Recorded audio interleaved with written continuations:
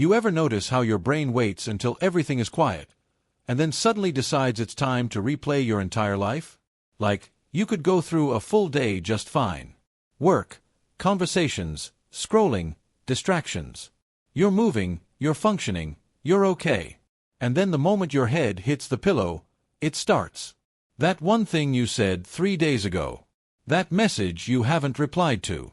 That decision you already made but somehow still doesn't feel finished. And you're lying there thinking, why am I still thinking about this? Most people assume overthinking means something is wrong with them. That they're too anxious, too sensitive, maybe even weak. But what if that's not true at all? What if your brain isn't broken? It's just doing its job a little too well. Because here's something important no one really explains properly. Overthinking is not just a bad habit. It's not laziness.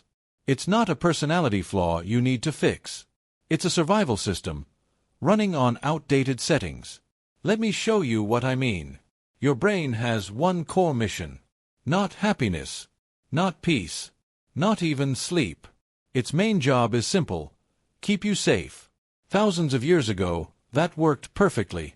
If you heard something in the bushes, your brain would immediately start analyzing. What is that? Is it dangerous? What should I do? That kind of thinking kept you alive. But now, there are no lions in the bushes. Now the threat is a text you haven't answered. A meeting next week. A moment from years ago that randomly shows up at midnight like it owns the place. And your brain doesn't really know the difference. To your brain, uncertainty is danger. Social rejection feels like a threat. Making the wrong decision feels like risk. So it does what it was designed to do. It thinks harder. It replays. It analyzes. It tries to predict every possible outcome so you don't get hurt. From the outside, it looks like overthinking. From the inside, it feels like protection. But here's where it gets interesting. There's a network in your brain called the default mode network. You can think of it as your brain's background mode. It turns on when you're not focused on something specific. When you're resting. When you're alone. When the world gets quiet. And what does it do? It starts connecting dots. It replays memories. It imagines future scenarios. It simulates conversations that haven't happened yet. It asks, what if, again and again, trying to prepare you for things that might go wrong. Sounds useful, right? Sometimes it is. But a lot of the time, it turns into a loop. Because there's a difference between thinking and getting stuck in your thoughts. Between reflection and something psychologists call rumination. Reflection is like watching your thoughts from a distance. You notice them, you understand them, and then you let them pass. Rumination is different. It's when you grab a thought, pull it closer, and start questioning yourself inside it. Why did I say that? What if they misunderstood me? What if I messed everything up? Why am I like this? And the more you do that, the deeper you go. What's even more frustrating is this: the harder you try to stop thinking about something, the more your brain holds onto it. It's like when someone tells you, don't think about a pink elephant. Now what are you thinking about? Exactly. Your brain works the same way with your thoughts. When you tell yourself, stop overthinking, your brain hears the topic again, and brings it right back. So now you're stuck in this weird loop where you're thinking about thinking, and trying not to think at the same time. No wonder it feels exhausting. And here's something most people don't realize. Overthinking often feels like you're being productive. Like you're solving something. Like if you just think a little more, you'll finally figure it out. But research has shown the opposite. Chronic overthinking doesn't reduce stress. It increases it. It doesn't solve problems. It amplifies them. Because your brain stops searching for answers and starts feeding on uncertainty. Now let me ask you something.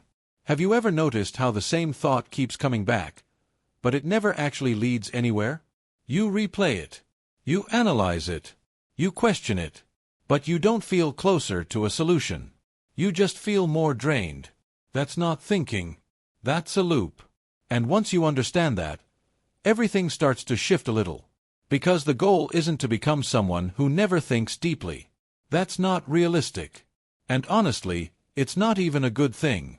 The same mind that overthinks is often the same mind that is aware, thoughtful, observant. That's not weakness. That's depth. The real goal is learning how to step out of the loop.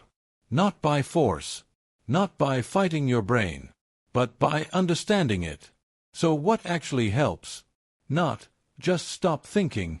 That advice has probably never worked for anyone in human history. Instead, it starts with something much simpler. Awareness. The next time you catch yourself spiraling, don't try to shut it down immediately. Just notice it. I'm overthinking right now. That one sentence might not sound like much, but it does something powerful. It creates distance between you and the thought. Instead of being inside the loop, you're now observing it. And that changes everything. Because once you can see the pattern, you're not fully controlled by it anymore. Another shift happens when you give your brain something real to focus on. Overthinking thrives in vagueness. In what-if scenarios. In things you can't control. But when you ask a more grounded question like, what can I actually do about this today? Your brain moves from fear mode into problem-solving mode. And those are very different states. Sometimes, there is nothing you can do. And that's hard to accept. But even realizing that can be calming. Because now you're not chasing an answer that doesn't exist. You're letting the thought settle. There's also something a little counterintuitive that helps more than people expect. Instead of trying to eliminate your thoughts completely, you give them a place. You tell yourself, I'll think about this later. Not ignore it. Not suppress it. Just postpone it. And over time, your brain starts to learn that not every thought needs immediate attention. Not every feeling is urgent. Not everything needs to be solved right now, at 2 a.m., when your mind is tired and everything feels heavier than it actually is. Because here's another truth. Your brain at night is not always a reliable narrator. When you're tired, your emotional sensitivity goes up. Small worries feel bigger. Uncertainty feels more intense. Things that seemed manageable during the day suddenly feel overwhelming. It's not that your life changed. It's that your perception did. And understanding that gives you a little more control. Not over your thoughts, but over how seriously you take them. Because not every thought deserves your full attention. Some are just noise. Some are your brain trying to protect you in the only way it knows how. And some are just habits that have repeated themselves so many times they feel automatic. But habits can be noticed. And anything you can notice, you can slowly change your relationship with. So if you're someone who overthinks, especially at night, maybe it doesn't mean you're broken. Maybe it means you have a brain that's trying really hard to keep you safe. A little too hard. And instead of fighting it constantly, maybe the better approach is learning when to listen and when to gently step back. Because you are not your thoughts. You are the one noticing them. And that awareness, that quiet space between you and the spiral, that's where things start to calm down. So tonight, if your mind starts doing what it always does, replaying, analyzing, questioning, instead of getting frustrated, just pause for a second. Notice it. And remind yourself, this is my brain trying to protect me. You don't have to solve everything right now. You don't have to answer every thought. You don't have to win every mental argument. Sometimes the most powerful thing you can do is not follow the thought at all, and just let it pass. If this felt familiar, if you saw a part of yourself in this, take a moment and think about it. What's the one thought your mind keeps coming back to? You don't have to share it if you don't want to. But noticing it, that's the first step. And if you want, you can drop a simple, "I'm working on it," in the comments. Because more people are going through this than you think. And sometimes, just knowing that makes it a little easier to breathe. Take care of your mind. I'll see you in the next one.